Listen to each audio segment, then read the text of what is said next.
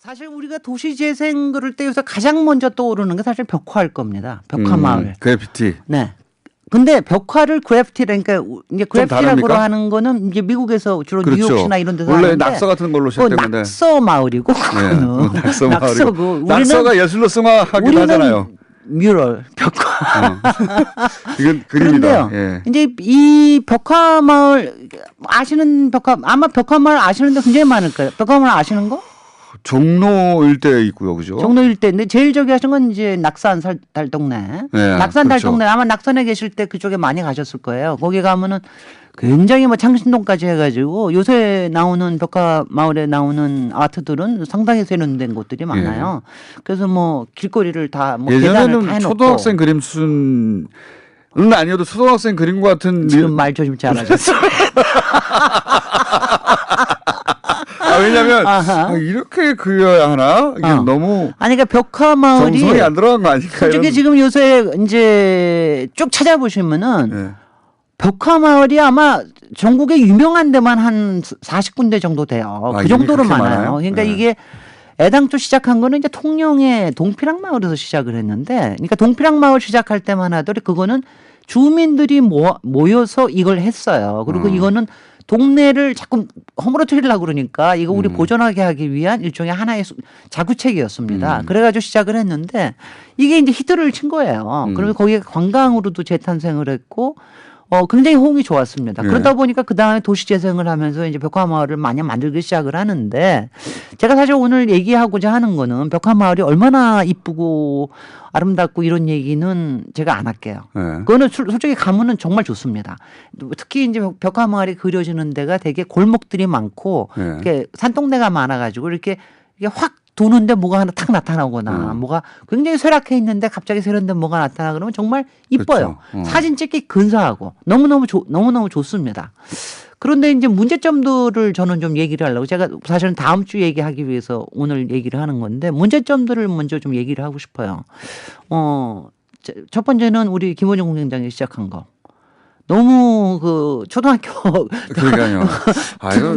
초등학교 뭐 등교하는 길 같다. 그러니까 어떤 거는 키치라고 받아들일 수도 있는데 어떤 거는 이게 이렇게 정성이 안 들어가가지고 이게 아니 그러니까 우리 옛날에 사실 벽화를 그렸던 데가 우리 관제 벽화 같은 거 많이 그리지 않았습니까? 왜 육교에다 그리고 포스터 막 같은 그림들, 막 꽃 그리고 막 새마을 운동 느낌. 근데 그러다가 사실은 이게 오다 보니까 약간은 초기에 한 것들이 그런 게 지금도 그런 게 좀 있습니다. 그러니까 너무 아기자기하고 그다음에 촌스러워요. 너무 동요적이고 그러니까요. 너무 생활적이다. 근데 이거는 다 좋은 건데 근데 이제 조금 안타까운 건 뭐냐면은 우리가 아는 그 가령 그래피티 아트라든가 이런 거 같은 거는 사실은 상당히 그 사회 저항적인 게 있지 않습니까? 그리고 굉장히 유명한 가령 멕시코의 벽화 운동이라든가 이런 거는 예술성이 있어요. 그 안에. 예술성이 있거든요. 그리고 요새도 외국에서 아티스트들이 이렇게 만들어내는 벽화를 보면은 깜짝깜짝 놀라는 게 많습니다. 그건 해외 토픽에도 나올 수준의 네. 근데 우리는 멋진 그림들이 있는데 우리는 좀 너무 아기자기하게 꾸미는 게 있다. 근데 그 이유가 뭘까? 이게 두 번째입니다. 뭡니까? 이게 두 번째가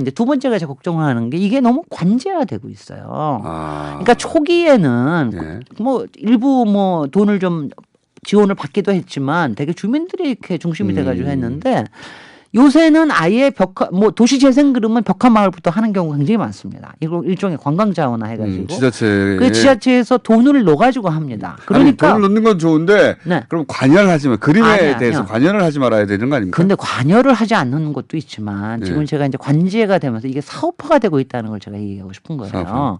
근데 일단은 물론 이제 여기에도 아티스트들이 다 들어가고 그러지만 요새는 벽화 사업을 아예 이렇게 맡는 업체들도 굉장히 많이 생겼어요. 그러니까 이게 그러니까 매너리즘에 빠져 있는 거죠. 딴 데서 괜찮은 데 있으면 여기도 그냥 그런 데로 하든가 뭐 이런 게 있어요. 그러니까 이제 포장지 만들듯이 한다. 뭐 그렇게까지 왜 이렇게 기왕 말씀하시는 거 세게 말하고 욕도 아니 근데 들으시고 그렇게 근데 벽화 마을이 논란도 되고. 그러니까 얘기하는 게 관제화되는 거하고 사업화되는 거가 두 개가 같이 작동을 하면서 그래도 여전히 예술성이 살아있을 수도 있어요. 그러면서 예술성이 살아있기가 쉽지가 않은 거죠. 그러니까 이게 참 안타깝다라고 하는 게 제가 두 번째로 얘기하고 싶은 거고요.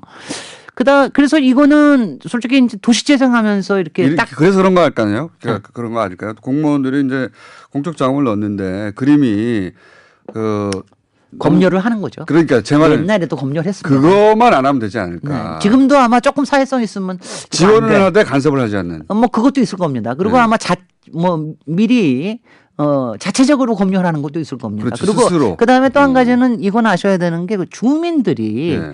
이거를 이렇게 꼭 반기기만 하는 건 아니기 때문에 거기서 주민들의 정서가 좀 이렇게 가깝게 갈 수 있는 거를 많이 하는 경우가 많거든요. 그러니까 사회성이라든가 역사성이라든가 이런 거보다는 좀 그런 게 좀 있어요. 그런가 하면 이제 세 번째 문제. 네. 이 벽화 마을을 한다라는 게 꼭 주민들한테 관심을 받는 꼭 호응을 주목을 받는 받는 건 아닙니다. 호응을 받는 건 아니다. 왜냐하면 이제 특히 낙산을 보시면 아시겠습니다만 하고 나니까 너무너무 사람들이 찾아오는 거예요. 사람들이 찾아서 물론 구멍가게도 좀 잘 되고 뭐 이런 카페도 생기고 이런 건 좋은데 싫어하는 사람들 문제는 일단 오버 투어리즘이 생기는 거죠. 와서 그리고 사진만 찍고 사진 찍으면 자기들만 찍고 가지 왜 문까지 열고 들어와서 사진 찍고 살고 있는데 그래가지고 한동안 낙산이나 이런 데서는 베니스하고 똑같은 상황이네요. 일부러 그걸 지우는 것도 있었어요.